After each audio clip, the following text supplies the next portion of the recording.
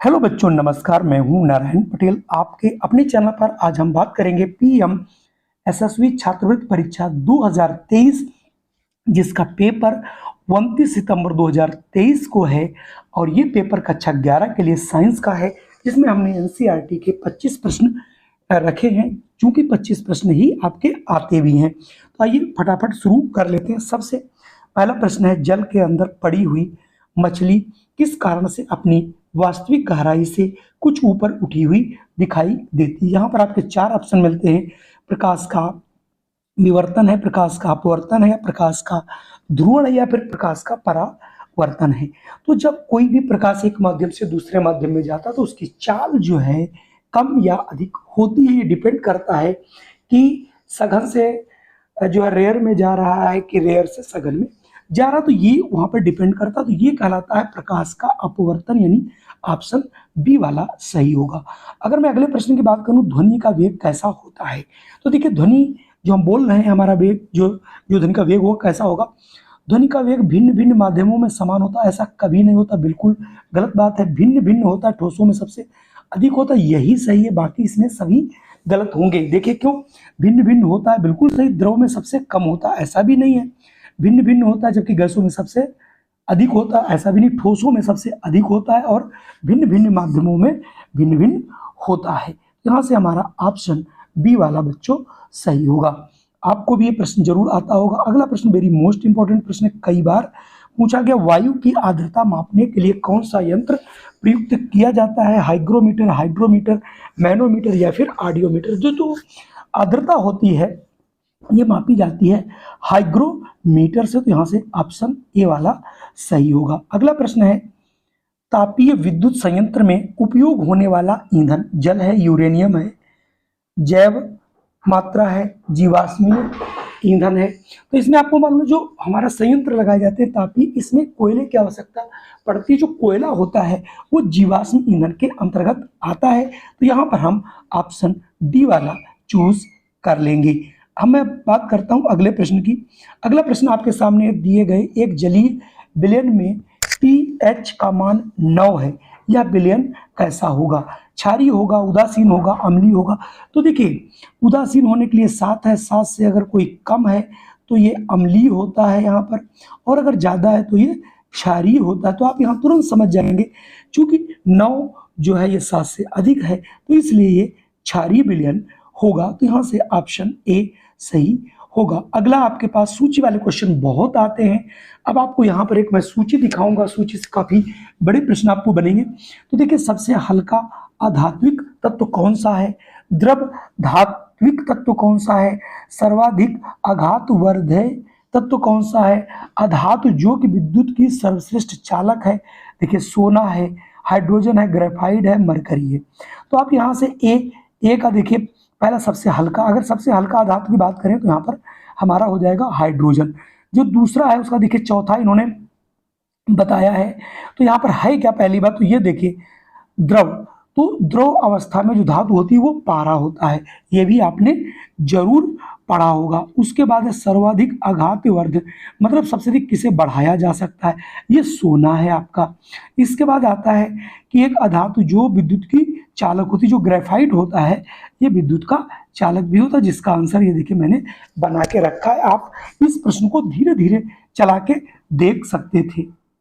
अगला प्रश्न है, निम्नलिखित में से कौन सा जैव मात्रा ऊर्जा स्रोत का उदाहरण नहीं है। लकड़ी, गोबर गैस, नाभिकीय ऊर्जा या फिर कोयला। तो यहाँ पर देखिए नाभिकीय ऊर्जा जो है आपका जैव मात्रा ऊर्जा नहीं है।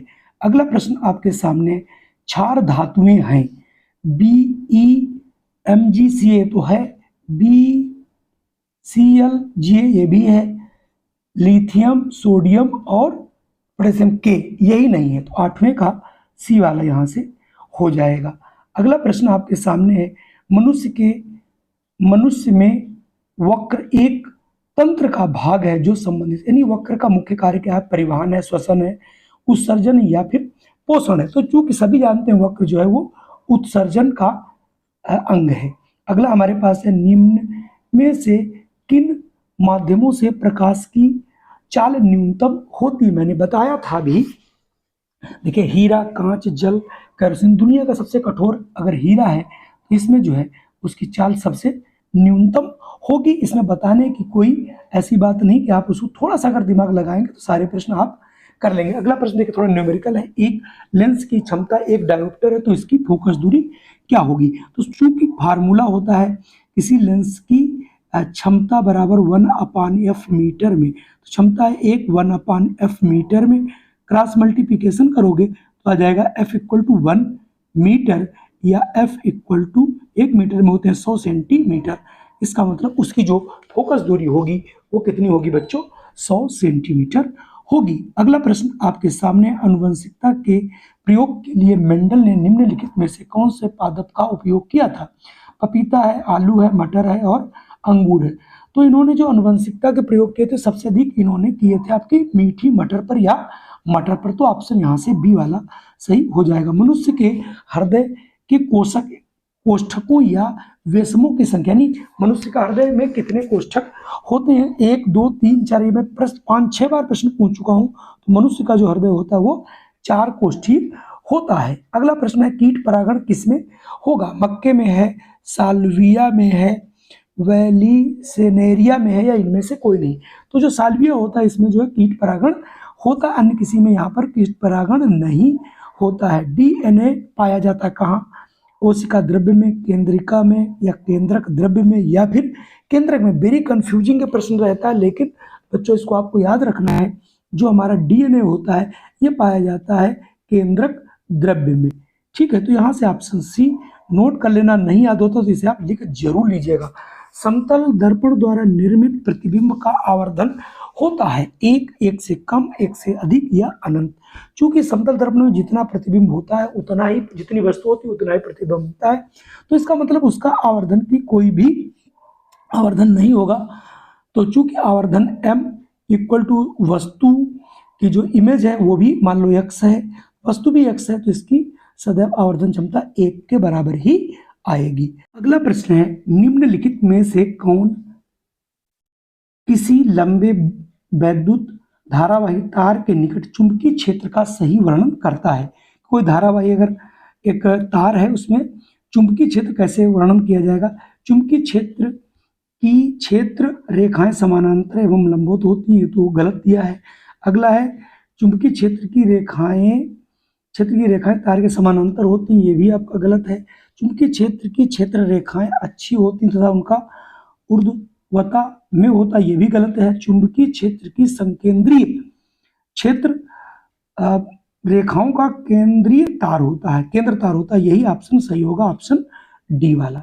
अगला प्रश्न है, महासागरीय तापीय ऊर्जा का कारण है। बहुत बार प्रश्न पूछा गया महासागर की तरंगों द्वारा संचित ऊर्जा, महासागर में विभिन्न स्तरों पर ताप में अंतर, महासागरों में विभिन्न स्तरों पर दाब का अंतर, महासागर में उत्पन्न ज्वार।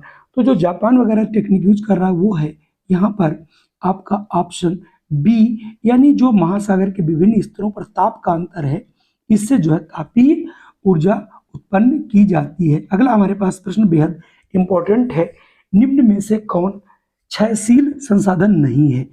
पेट्रोल, ऊष्मीय ईंधन, वन या सौर ऊर्जा? तो सही ऑप्शन हो जाएगा सौर ऊर्जा। जैसा कि मालूम है जब तक सूर्य रहेगा तब तक आप इस एनर्जी का प्रयोग कर सकते हैं, इसलिए सोलर एनर्जी पर बहुत ज़्यादा ध्यान दिया जा रहा है और इलेक्ट्रिक व्हीकल्स की भी भरमार आई हुई है।